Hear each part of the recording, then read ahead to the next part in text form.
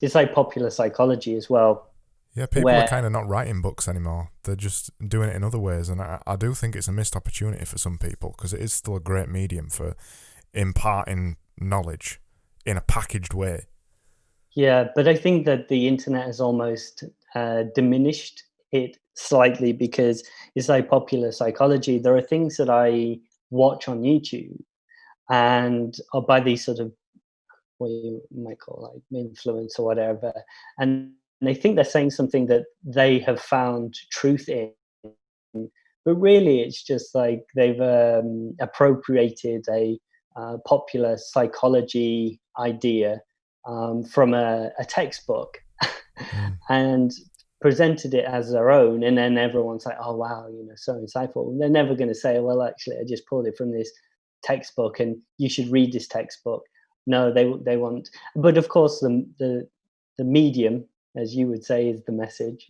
That maybe it just reaches more people in that more accessible way, which is good. But I'm very much about, can we get to the heart of it? What are the things that I can learn in the best way possible, and then interpret it rather than this sort of weird repackaging of things. But I suppose that's how things go forward. It's iterative. I Uh, think it's really interesting what you just said about when I tweet, it's kind of very businessy or very marketing focused because Twitter is kind of this. You almost automatically when so I tweet like 10 times a day. Every single day I say I'm going to tweet 10 times a day.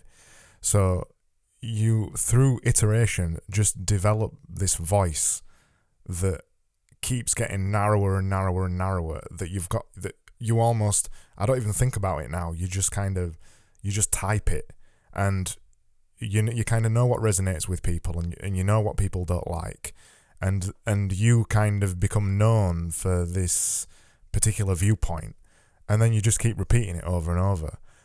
And a lot of I was having this conversation with somebody the other day who was just getting into Twitter, and they were saying, why does everybody on Twitter command things? Why does everybody say you've got to do this, you've got to do that, you blah blah blah blah blah. And it isn't because, and I do it too, I'm guilty of it, but it isn't that I'm commanding people to do what I'm saying. It's that you have 280 characters, so almost there's no room for nuance whatsoever. You have to get to the point immediately. So we're having this conversation now, and I can say something and then continue the conversation and tell you why I believe it and why other people might not, and I can back everything up that I'm saying. But on Twitter, you're instant, and you've got to say it in 280 characters, or people just don't get it. This is the perfect example of the medium shaping the message. Is you've got to be commanding, and any nuance in your message, any even words like, well, I kind of believe this, or I think you should kind of do this, people just gloss straight over it because it's just the way that people consume tweets. You're reading through this timeline of 280 characters, and you've got to talk like that. It's really weird, and people see that as the thing. They see my tweets and they think that that's what I'm like, but it's not. It's just the Twitter. It's just the Twitter way of saying things. It's really weird. I think that's really interesting because that reminded me of, I was listening to a podcast, and the guy said that he would, I think a friend of his, pulled him up for not saying "I think." So a lot of people say, "I think this," and he doesn't say "I think this." He would just say, "This is Yeah. what I want to say," and assumes that everybody is is understanding that as that's what he thinks. And so I think is like two character, like I have to count the number of words, characters, like 6 characters or whatever, um, is valuable space in the Twitter sphere. And you would assume that that what you say is what you think, but it can seem very rude and immediate that you're not saying that, like you're telling people that's what you should believe, rather than saying. So I think is almost a precursor where you're saying it's almost like passive, or it's a thing that softens what you're about to say, that I'm about to share some information with you. This is for you to consider, but I'm not telling you this is how you need to think. And it's just small details like that you start to notice. And I try to stop saying I think, because I say it a lot, and I feel like it's always a way of me trying to not seem aggressive or dogmatic. I like the economy of words rather than, yeah. I know what you mean. And Twitter, writing 10 tweets a day since February, has made me very economical with what I'm saying. And it's the only medium where I command like that. Everything else that I do, when I'm writing or when I'm doing a podcast or something like that, I almost oversay, this is not how it is for everybody. This is just what I think. But I'd be curious to know that I run a few different Twitter accounts, right? And they're very easy to run BP No Logo Archive because I'm sharing other people's work. I'm not really caught with a personal opinion, and people react to that and share it and whatever. But I have my personal account, and I find that I retweet things from BP No Logo Archive to keep it alive. But I've fluctuated around the 7,800 mark, and I can't seem to accumulate more followers. The only time that I accumulate more followers is when I have an opinion about something. Yeah. And I find that really fascinating, but also scary, because I can't. Twitter is a problematic platform for me because it can catch you off guard where something triggers you. You write something quickly, you share it out into the world, and then you may fuck yourself because you haven't taken the time to construct it and think through the idea. And that's why I very rarely publish things, because I can get caught by the like an immediate response where I think it can belie what I believe is someone that takes the time to think about something. I can be triggered like anybody else, and it's a bit frustrating because I don't really want to get caught in the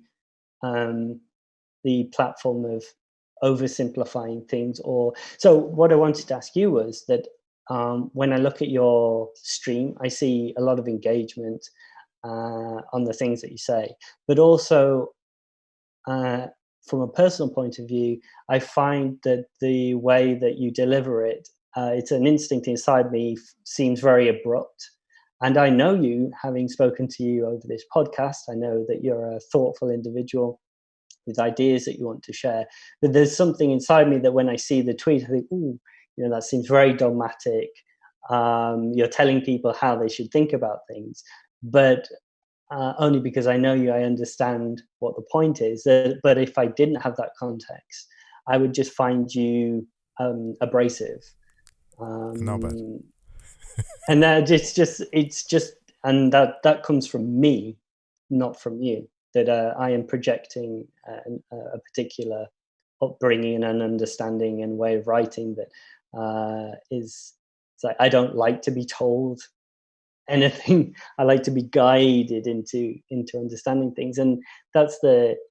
Are you purposely? There's a line between provocation and an invitation. So the invitation is, this is what I think. What do you guys think? And this is Twitter, right, or YouTube, where it's like they always introduce like a question as an invitation to basically create content under their YouTube video, right? Where you say the question, but you don't get involved in the question. You just assume that you just leave everybody else to have that conversation to boost your view count up. You're not necessarily involved in that.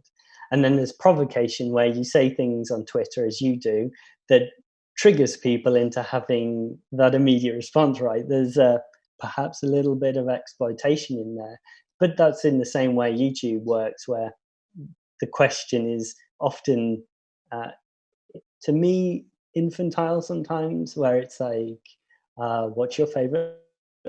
I've designed 4 logos. Which one's your favorite? Well, for me, it's like, well, it's not for the community to decide. It's for you to have a conversation with your client, and so you know that they know that, but they know that they have to say that in order to generate interaction around there, and then they call that community, um, because someone's having a conversation, or 10 people are having a conversation on your YouTube videos, or every video has 10 people. And then you say, I'm responsible for a community. And I think it's, I don't know whether that's a community or not. So I'll throw it back to you. Are you purposely being provocative? In one word, yes. So there's, you're like me. You're a contrarian and a rebellious personality at heart. You don't like people telling you what to do, and it kind of rankles you when somebody does tell you what to do, and you kind of don't want to follow them. And you're exactly like me. But there's a couple of things going off with Twitter. So first of all, like the 280 characters thing, you've got 280 characters to get a reaction out of somebody. And there's various different tactics you can use to get reactions out of somebody. You can ask them a question in the YouTube fashion. Ask them a question, but the question is usually provocative. It's usually a viewpoint that you either don't believe in, or you know it's gonna get people going. So the question is like that. You're provoking them through a question. The other way to provoke somebody is to just say something that's going to trigger them, and the part of the reason for doing that is to get them to pull them into your idea of thinking, your way of thinking. So if I say, and I tweeted this earlier because I'm looking at my Twitter now because I was looking for an example. I tweeted this earlier. I just tweeted, "You're never ready." That was it. I just tweeted, "You're never ready," and that kind of tweet annoys somebody to unfollow you, or further pulls them into your way of thinking. That tweet that I wrote isn't really what I think. It's just a piece of content that's on Twitter. So if you think of Twitter as kind of like a blog almost, or a stream of interesting content, when you write something on Twitter, you're using lots of different tactics, and it isn't necessarily something that you're saying. It's just a piece of content that you're putting out. Some people don't understand this as deeply as other people, so me saying this is kind of over-intellectualizing it a little bit. But for the people who do get triggered by it and unfollow me, they're not the kind of people that I want to connect with, because I genuinely do believe that. I don't believe that you're ever ready to start something, and we've spoken about this before. You're never ready to start something, and you kind of just need to eventually get over the step and just start it and put the fears to the side. And there's lots of different things behind that. There's lots of further points to say.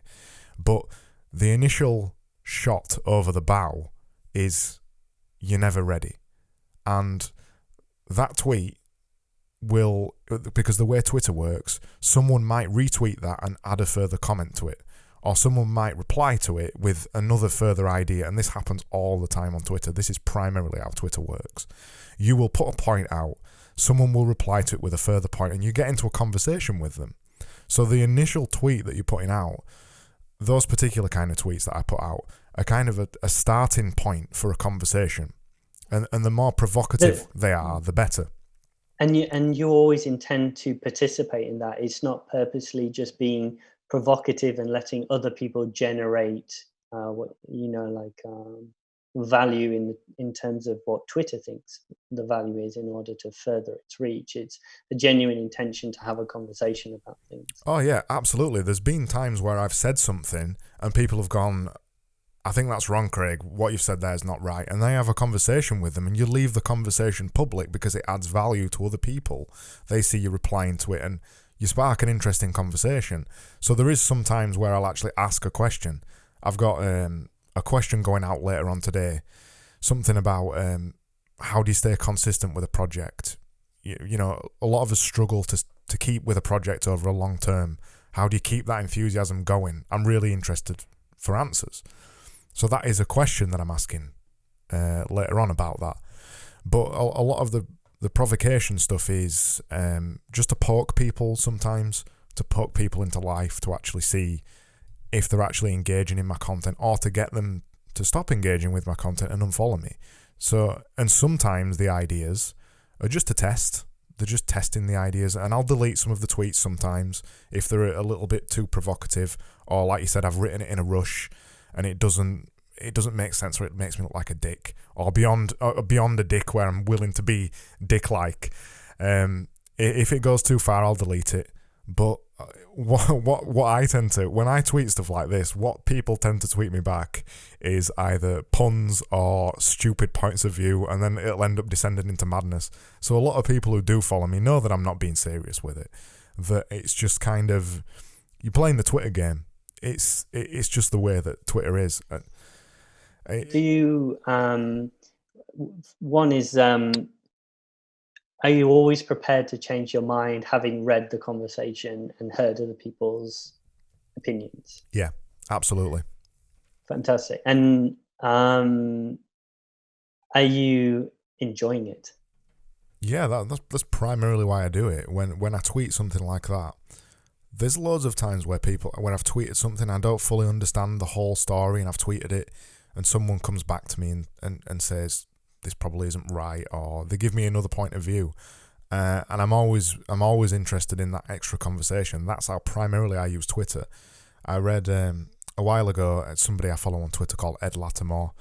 He mainly kind of tweets philosophy and stoicism and things like that. He's a huge account now, 100,000 followers, and one of his tactics is to tweet something that's provocative and then engage with the comments afterwards, and that's what I'm trying to do. Another thing I tweeted today was about Picasso, and I tweeted about it's an image of him basically at 15 years old. It's 3 self-portraits.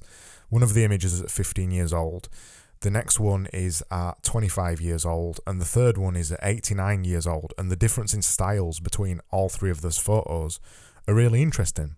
And I said in the tweet, and I'm looking at it now, I said he decided to continue experimenting, and that's how he got to the final point. And then some people who replied to me said, well, do you think it was experimenting, or do you think it was just his life experiences that changed his art? You know, we get our styles changed over time when our experiences change in life.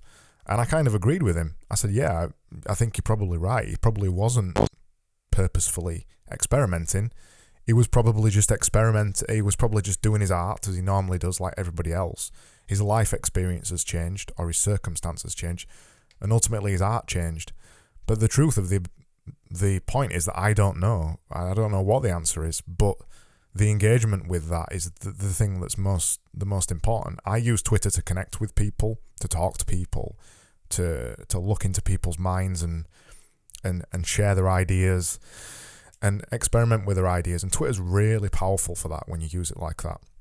Some of the other accounts who tweet platitudes and inspirational things and stuff like that never do the engagement. It's a one-way street. It's just broadcast, and that's not what I'm like at all. Plus, with my Twitter as well, you do see the other things in there. You see me, you see my videos, and you see my podcast, and you can see that that's not really what I'm like.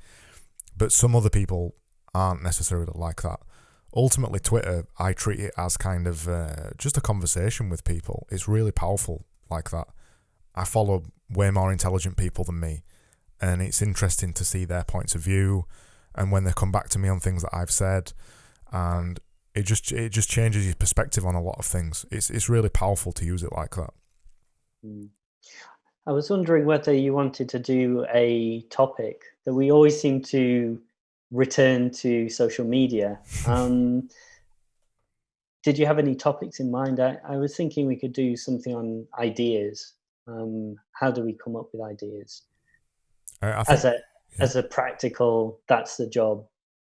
That is essentially what we have to do as designers, is to come up with ideas. Yeah, that's a great topic. I've also got another one to kind of add to it, because this week I've mainly been working on a new branding project with a client, and the reason this branding project came about, bearing in mind they've just rebranded 6 months ago. And I came in Genius Division came in to work on their website, so they wanted a new website. And it became apparent as we started to do the new website that the branding wasn't right. It just wasn't fitting. You know what it's like. In fact, do you design websites? I guess you've done. No, I don't. But I started to think about Webflow to broaden my offering. Yeah, it's like anything though. You know, when you start designing something, even a magazine or a piece of print or whatever, the logo's not right, and it's really, really difficult to design something when the logo's not right. The logo just it didn't fit the market. It looked professional, but it wasn't great. And I had to kind of have the conversation with them. I don't think your logo's right, and that's when I found out it was only 6 months old. But the reason I had the conversation with them is because they came to me. They said, "We're not so sure about our new logo. Could you just have a look at it and see what you think?" I think that's an interesting conversation to have as well. Having those kind of conversations with clients, uncomfortable conversations with clients, and how to actually convince them that what they've got isn't right when there's this kind of not backlash, but there's resistance against your points of view. I think that's a good topic. I had a recent experience that could fold into that. As you know, a lot of what I do is related to logo design and by extension corporate identity, and I do think that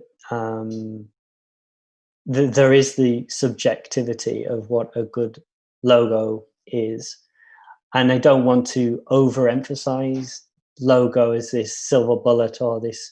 I think the conversation around logo design, this good or bad, it lacks nuance, right? That it becomes this central point in which there are it's the entry point for a lot of young designers into, say, freelance services. It is a thing that crops up on publications in magazines, logo design tips and blogs. It's quite an easy thing to write about. But it's not something, if your entire business is based around logo design, you're not ever going to, or you may in some time, but not quickly, ever going to say to yourself, what I do as a logo-only designer isn't actually providing my client with substantial frameworks in which to communicate with clients in the future.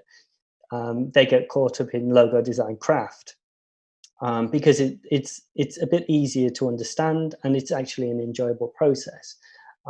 But to have a conversation with a client that is solely around a logo, for me, is problematic. I do take on logo-only projects, but I do find it a very difficult conversation to have with clients because I can't say, this is what you absolutely need, because it isn't. What they really need is a bit of strategy, right? It's harder to sell in the more expensive website or copywriting or art direction. So I think I'm going to hand that over to you and say, perhaps you can lead the way in terms of your experience with the client and how you understand logo design, and I can jump off from there. How you felt the logo wasn't serving them, and I'll jump in with what I understand. I believe a good logo to be within the context of it being an isolated asset, and then maybe we can go on to corporate identity. Yeah, well, the strategy stuff was part of it. So as I said, we were doing the website, and the original proposal that we put together for them was that we was going to keep the logo because I thought it was okay, it was serviceable. We were going to keep the current logo and just make some brand guidelines around it and actually tell them how to use it, because they'd only had a logo made in the past. So they had the new logo that got made 6 months ago, but it was just a logo and there was nothing else. So we said to them, we'll work with what you've got. and as we're doing the website, so we'll use the website as kind of a way to build the brand guidelines. We'll say this is the fonts you're going to use, this is the colours, etc. And as we moved into the web stuff, they started to doubt the logo. So it came from the client initially, and that was because we were asking questions around. Well, I was asking questions around the logo. I was asking things like, because they've got two brands. So I was asking to them, how does this logo fit in with the other brand? And they said it didn't. And then I said, well, what was the reason for changing your logo to this? I was just poking. I was just asking them questions to try and understand the reasons and the kind of why they'd done the logo, why they'd changed.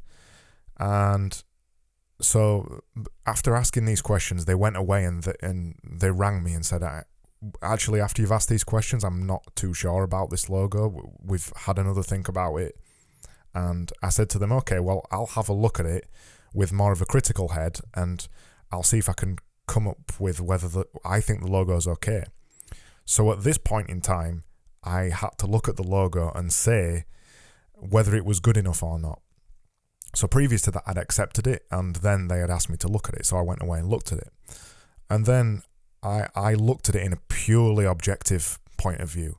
So the first thing I looked at was technical aspects of the logo. Does the logo technically work? Is it okay at a large size? Is it okay at a small size? And the answer from that, when I looked at it, was that it wasn't. The way that it was made up and the way that it was designed, it wouldn't work well on a business card, and it wouldn't work well on a billboard. So it kind of sat in this uncomfortable place where the logo very rarely looked good technically, as you looked at it as a piece. So that was the first point, tick. Technically it didn't work. I knew I could explain that to the client. And then I looked at the industry. So I looked at their logo sat inside the industry. I looked at the other ones, the other companies that were in their industry, and learned pretty quickly that logo just didn't match anything else that existed in the industry, which isn't always a bad thing. That's okay. So I tentatively wrote down that it didn't match the industry. You see, you kind of, what people expect your logo to look like from the industry, it isn't there. It sits outside of the industry. I put that. I would actually jump in and argue with that I agree with you. So the first one is usefulness. Is it functional? Does it work in in the context it needs to work in? And I would say to the designers is that would fold in with the notion of does it scale. I don't really like that notion. It's received wisdom. It's from the past.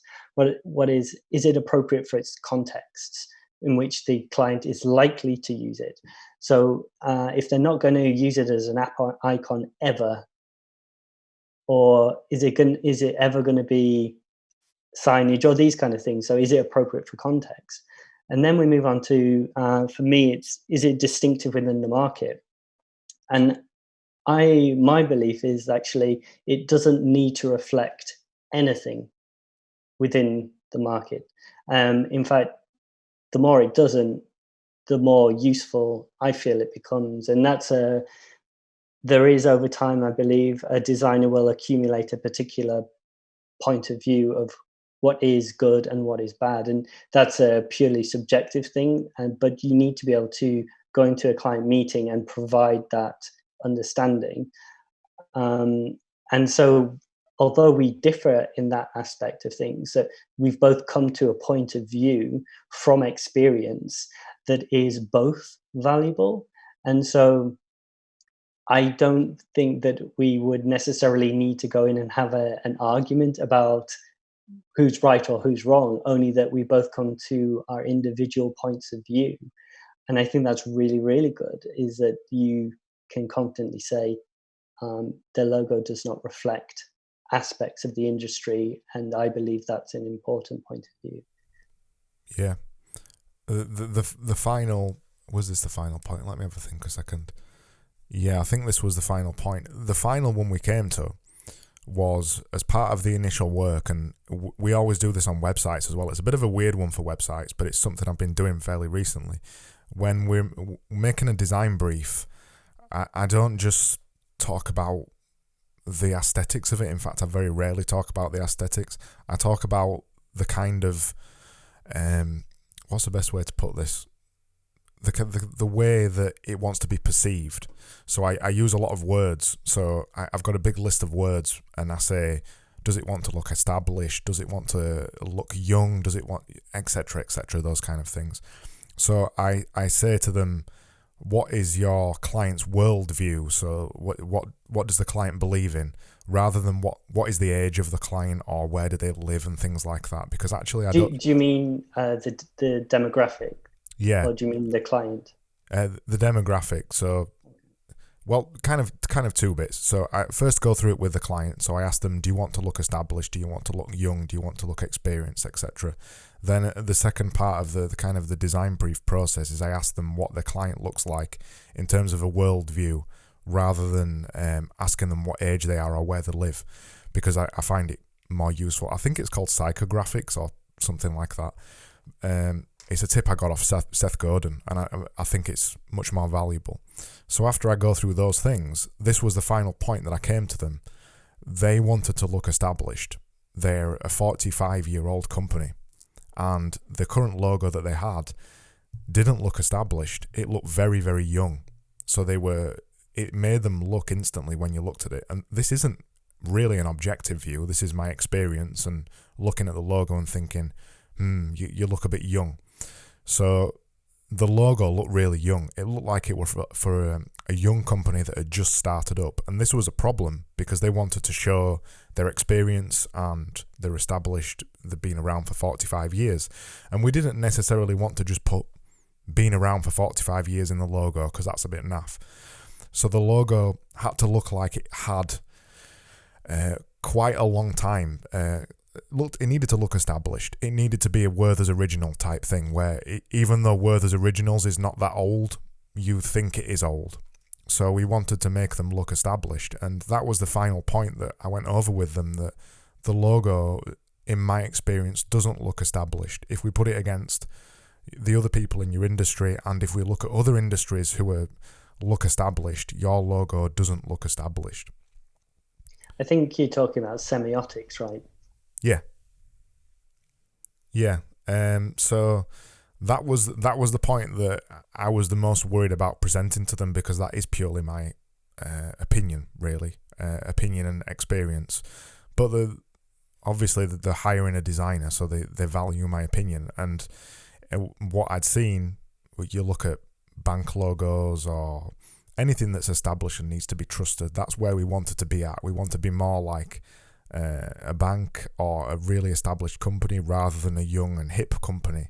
That it came down to that I thought the logo looked trendy, to be honest, and I didn't think that trendy was the right way that they needed to look. That was the most difficult point to sell them on, but they did buy it. So that's a really tough one. How do you go to your client where you've kind of got this opinion that's very difficult to explain to somebody who doesn't have your experience, and how do you explain that objectively and get them to believe in it? I think one of the important things is that there's a point where you transition from from learning and like a journeyman, right, where you're acquiring a lot of insight and reading a lot and engaging a lot in visual culture and critical discourse and establishing a point of view, like a design philosophy or whatever, and then believing that enough, but knowing that you're going to change that philosophy over time, but believing in it enough at the time to get a client behind that, because the clients ultimately sign off the work. Is all you can do is provide them with the insight that you have, and they know that you've done X, Y, and Z, and you've had this much experience. But ultimately, you provide them with what you believe is the best solution for the job. But there's also a point where you've perhaps been doing it for 50 years, where you can't necessarily objectively describe something, where you have an instinct because of a lived experience that is paired with a objective understanding of semiotics and the way people understand things. And I always think that there are certain designers in the world that have been around for quite some time where instinct is a valid point that they've reached. But for everybody else, you need to be grounded in some kind of pragmatism. The question then comes over to like that notion of commercial art, where you have your understanding, but then that's paired with the what you might call a form of art or design craft, where you need to produce something that didn't exist before that now exists and it's a it's a derivative of everything that has come before, and that being your learning and all the things that you've seen and all the form making that you've seen. Um, and there's a point where you just have to commit to it and say, this is what I believe in, and this is why you should believe in what I believe in. But know that you will have a different belief in the future and that you will work towards having developed that belief over time. I don't know if you feel the same way, but I remember, if I think back 12 years and I've presented the first logo to the client I've done 12 years ago, I would have just slapped it on a piece of paper and said, here you go, this is your new logo, what do you think? Now, 15 years later, I feel like I have to convince the client way more than I would have had to have done 12 years ago. It's like completely backwards. Now I should be able to just put it on a paper and say, here you go, this is 15 years experience, there you go, done. But now I feel like I've got to explain it more to them. I think that's a wonderful thing, right? The naivety of your beginning as a design practitioner. I use the term design practitioner as year one super loosely because I'm not entirely sure whether I was a design practitioner in those early days. Oh but man, it was I was very so bad. I was so bad when I started. instinct where I had no right to be using instinct. But that's how you find your feet, and that's kind of how I survived as a freelancer. And I think you're right. Is that when I'm writing up the work, which I inevitably, oh, can't even say it, that I have to do for the client, because I will speak to them, but I typically write my ideas up because that's just the MO for me. Is that in writing about it often helps me discount a particular idea. And let's just say we're talking about logos or whatever, is that I'm think that the writing it up helps me just make sense of what I've done. So if I feel like I've gone and used a bit of instinct in the work, I like to break down where that instinct has come from, where the ideas may have come from, what I'm referring to. And it's as you said, when you're trying to explain it to a client, you're actually almost explaining it to yourself, right? That justifying it to yourself. Yeah. Okay. So perhaps there is I remember. I think it was someone well known within a design studio in San Francisco, and they'd said like post rationalization was just part of the job, right?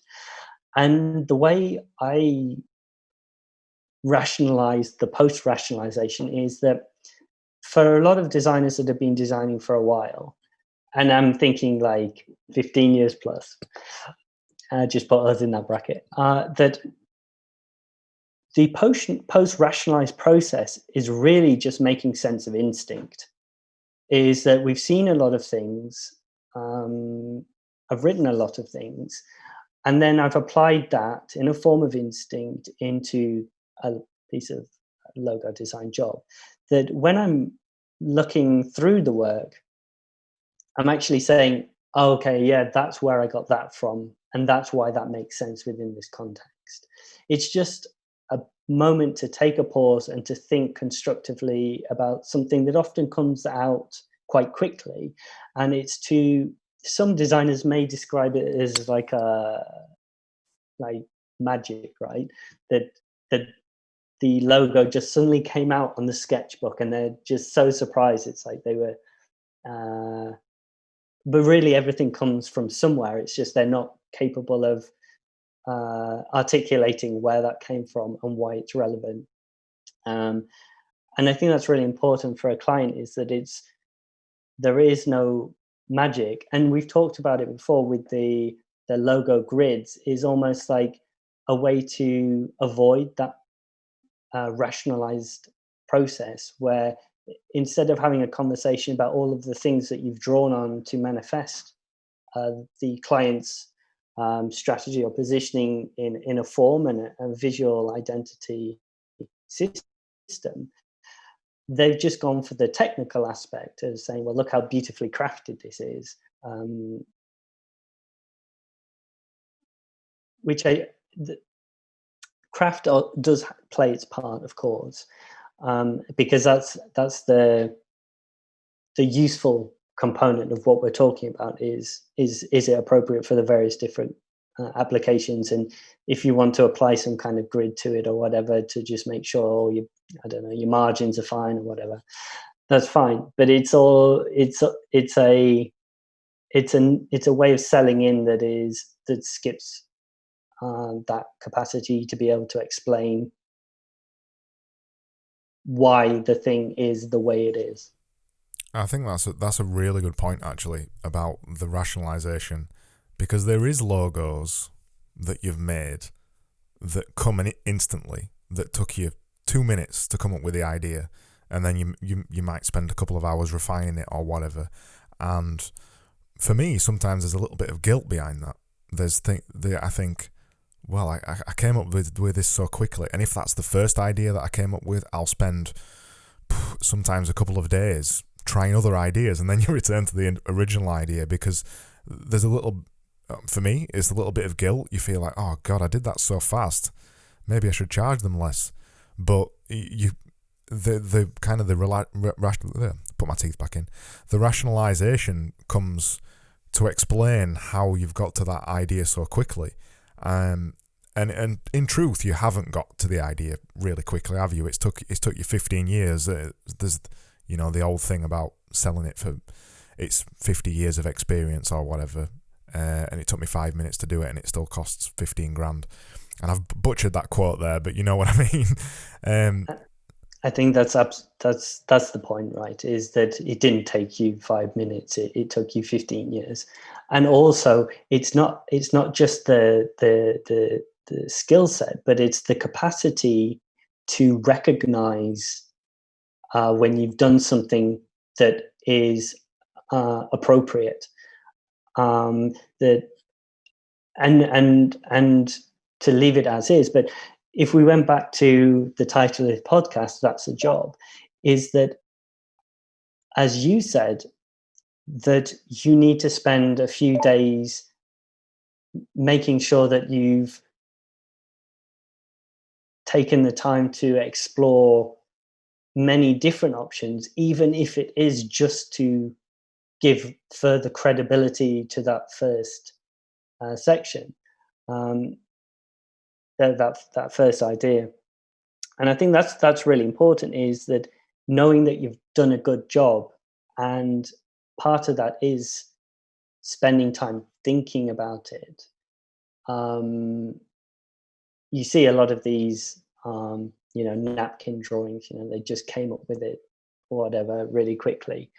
And of course, a lot of the time, it's how you sell something in, right? The client still needs to sign it off, and it's up to you whether you feel like you've done enough exploration and you've done enough research that warrants that you feel is credible. And I think it just keeps on coming back to credibility, right? Is that if you think it functions and fulfills the brief and will work out in the world, then you've done your job. It's up to the client to fill that symbol with meaning. I don't think that designers should get too concerned with being dogmatic in terms of meaning making, telling people what the logo is, what the service is. And this is what I would term as meaning making, or uh, ambiguity as a way to sharpen perception, or it's an invitation to project meaning onto something. So rather than telling people what it is they should understand from it, that there's enough space in which they can fill it with meaning. And that also, in terms of a brand, how people experience the brand is that you just give them enough room to say, this is my experience with the product or service, and that the logo doesn't subvert that in any way, that I can just fill that logo with that meaning. And I think that's really important in terms of understanding that every individual has their own lived experience. You can never know how they will understand that particular form. And I think I tweeted about it the other day, is you may design a symbol to be a dog, but if somebody else sees that as a cat, it doesn't really matter, right? It's, as long as they have a relationship with it, that is more important than sort of being overly literal, or sort of forcing a particular point of view.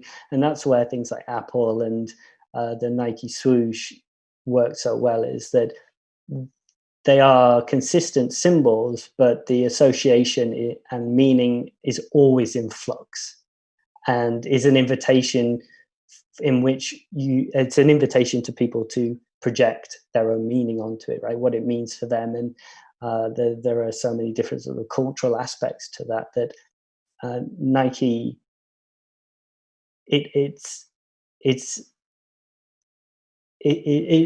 that's why it's beautiful, right? It's not the form that I think that is beautiful. I think it's everything that it has come to mean over time. And that doesn't mean that that can't be completely undermined by a brand tone deafness at critical points in time where culture shifts and they put their foot wrong. That Nike swoosh can mean anything in the future. That's its strength, but also can be difficult, and corporate missteps can subvert that. That's not the designer's responsibility. I think it comes with confidence as a designer as well, that you can actually explain to the client that ultimately this can mean whatever you want. What it means today is not what it's going to mean in a year's time. If you keep it for longer than 5 minutes, it's going to mean a different thing every single year that you have it, and that's not a bad thing. That's just the way that brands develop. I always think the most potent example of this, of changing a symbol to mean something completely different, and in this instance it's changing a symbol to mean something really positive to change it to mean something really negative, is the old peace symbol, so the swastika. So the swastika symbol came to represent Nazism, a terrible thing. You can't look at that logo and think it's a good thing. But the original symbol is just a swastika that's turned the other way around. That was the original peace symbol that meant peace for a very long time, and whoever was in charge of this kind of stuff in the Nazis simply reversed the symbol and made it mean something horrific. And that's just a pure example of taking one symbol and applying a different meaning to it. And the symbol, now you look at it, even the symbol is or even the colours, the black and the red, you often see it in films, don't you, when they're presenting a bad group of people, or the enemy or whatever. They might not use the swastika, but they'll use the red and the black, and it's come to mean something over time that's horrific. And that's the perfect example of a symbol going from a positive meaning to a negative one. And that's the confidence of a symbol, that a symbol can mean whatever you want it to mean. It's just that the brand that you attach around it, and everything else as well, the marketing and the PR and all that kind of thing. Like you said, missteps, PR missteps, it can make a logo mean something completely different. Ultimately, what just the logo by itself is, when somebody looks at it, what does it make you feel? And that can be a positive and a negative for some people. at the same time as well, can't it? It can mean for one group of people, it can mean a positive thing. For another group of people, it can mean a very negative thing. If you look at the Labour logo, for example, some people will look at the Labour logo and think it means something very positive. Some people who look at the Labour logo and think it's something terrible, and that's purely their own meaning that they've attached to it over time. And I think that sort of foundational component is continuity, right? Is that things have developed quite a lot since the mid-century, since that early corporate identity program of color, type, and symbol stamped on everything. Now it's become such a rich and multifaceted experience that I would argue that the value of the logo, and this is where sort of your design philosophy comes in. Some people will agree, some people will disagree, is that the logo has its value within a program of visual identity, and verbal identity has been diminished. That you should be able to understand what brand is, perhaps just in a tweet, in the language, in the tone, or just in the combination of color and typography. I think that's a really exciting space for designers to play in, and particularly with technology. Technology is the great catalyst for design to change, right? Where something was one thing, now it becomes something else, and it's really exciting. And things like smell, when you walk past a shop and you know exactly what shop you've walked by. And I think that's a really great space to work in. It's quite hard to transition to go into design as a logo only designer. I know that you have a lot of these people on Fiverr, that is their core business, and they may just sit in that sort of space comfortably. For me, it's far more exciting to explore how you can communicate with people and different groups of people using different techniques. And I think sometimes it can be difficult for a logo designer to transition into corporate identity. I wonder whether maybe you could offer some advice for those people that entered into the world of corporate identity design via self-taught logo design practice. Perhaps they learned about it on Skillshare. There's a lot of YouTubers, online designers that largely speak about logo design. There are quite high-profile designers that have made logo design their core product or contentified it. They've created community groups and podcasts and books and all these kind of things solely around logo design. But I'm sure for a lot of people, their ambitions are greater, that they would like to explore these other different multi-sensory communicative techniques and positioning and strategy to fold that into their services. Is there any advice you could give those people how they can transition from logo design into corporate identity? For me, when I started, I was just designing logos and a couple of applications, and I did that so often, that kind of process of always applying a logo to something. I never just designed the logo. That's never been a thing I've done in my career because of basically because of the place that I started. The company that I started for, they never just did logos, they did everything else too. But back then I wouldn't have called myself a corporate identity designer or an identity or whatever the wording is you want to use. I wouldn't have used that. Over time, for me, it's developed naturally as my interests in psychology and branding and marketing and following certain people who think like that too. Seth Godin's a big influencer on me. Reading a ton of marketing books, even though most of them are wrong. And that is a fact. That is a dogmatic fact there, by the way. I'm glad you used the word fact and not truth, because truth is a philosophical discussion. Facts are what this show are about, I think. In fact, facts are, as we've learned from politics, actually are very fluid. So you mean your fact? Yeah, my personal fact. So yeah, I transitioned into it very naturally. It wasn't even a thing that I ever really knew that I wanted to do. Logo design was never a big part of my career for probably 8 years or something like that. It wasn't a big part of my career.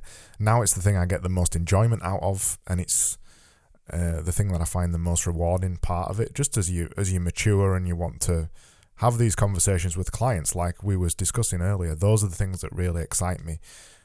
Developing the presentations and saying to them, this is where you are now and this is where we want to transition to.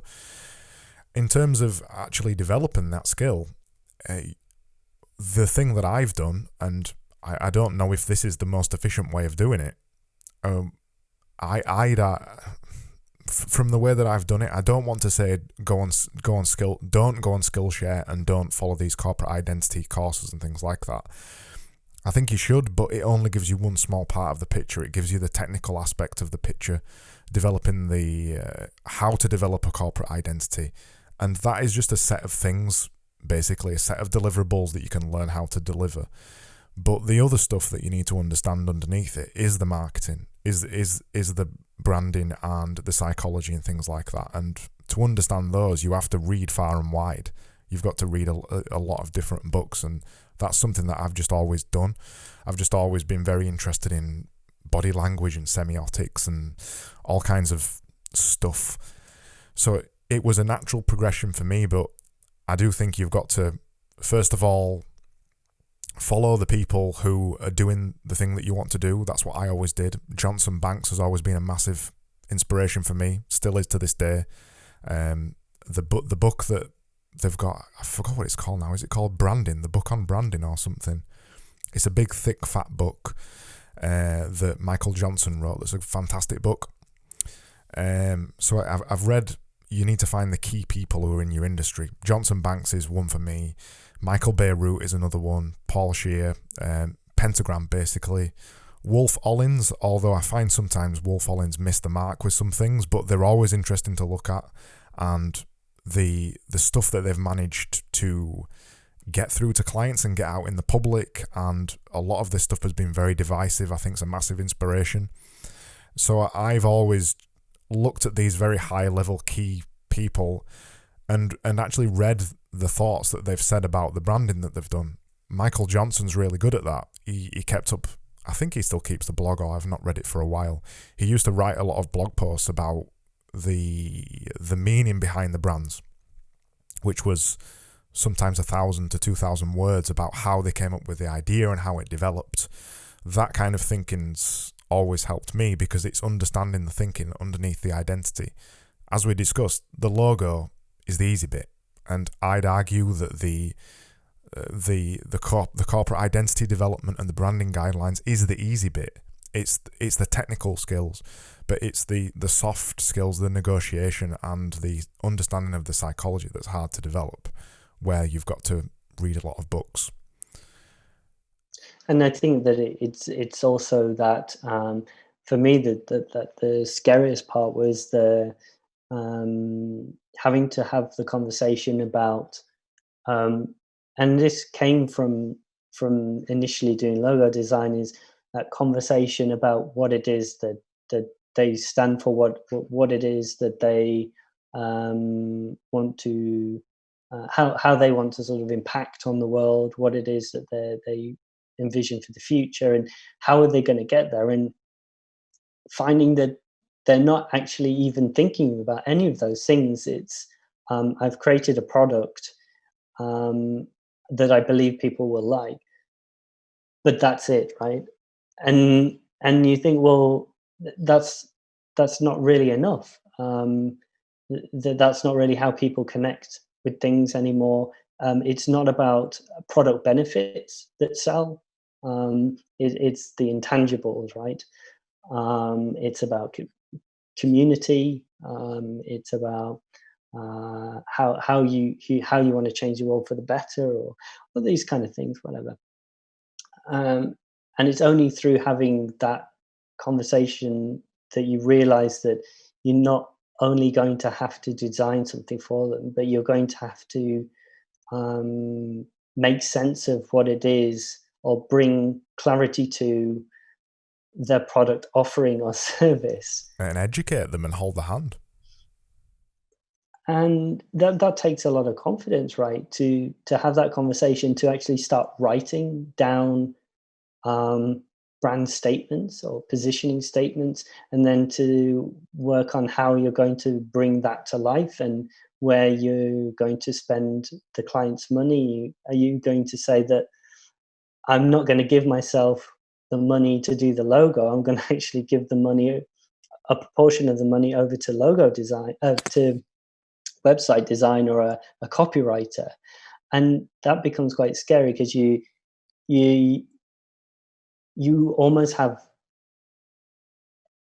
to sell like intangible things, whereas before I was selling Yeah, a tangible thing like a logo, absolutely. and that takes time and experience, and a capacity to listen and make sense of somebody else's ideas, and um, that takes time, and that takes a lot of learning, a lot of reading. And then the thing that goes back to the point I made earlier is that you can read everything you can from lots of different people, but it's up to you to decide what you believe in and then do it, and then to continually iterate and learn from it. It's You only get better, and the world only gets better by taking what has happened in the past and um, iterating on it. And it helps to have a vision of what your have a vision of what you think is a better future rather than a worse future, right? Yeah, I think it's the transition from um, a builder or an engineer to a consultant. I never understood that transition, and I never understood the distinction until probably even maybe a year ago, even maybe a little bit less than that. It's only been in the last year, maybe the last, yeah, probably year or 6 months, where I have started having the consultancy conversations with clients, not selling them consultancy. I don't say this is a consultancy project, but I will ask them consultancy type questions. I'll be asking them questions. I won't be telling them things. I'll be bringing them along and making them understand things rather than me saying that this is right, and trying to understand their business in a lot deeper of a way. And as a result of that, they turn around and ask you for answers and on things that you don't feel qualified to answer. But Yeah, that's the job, right? Is that sometimes you're just in order to go forward, you're saying yes to things that you've never done, and you're thinking, I am so in the deep end. And you're in their office, and they might have flown you over from wherever you live to another country, and they put you up, and you're there in the office. And I've had this, and they're asking you questions, and in my head I'm thinking, I have no idea. But but you did though, didn't you? You did know the idea. I well, you kind of do it on the fly, because you've done a lot of different things. And but the thing is that you're not just pulling it out of your ass. That you're sweating and you're stressed, and the partner meeting is there, and they're firing questions at you. But when you're saying things, you know that you're not bullshitting, even though you're kind of making it up on the fly. Um, because you've got no choice, because they're paying you for answers or for ideas. And that's when you start to learn really, really quickly, um, what you know and what you don't know, and what you need to do better next time. And there's also the thing of a bit of humility, right? Is that sometimes it's actually okay to say, I don't know, but I will find out the answer.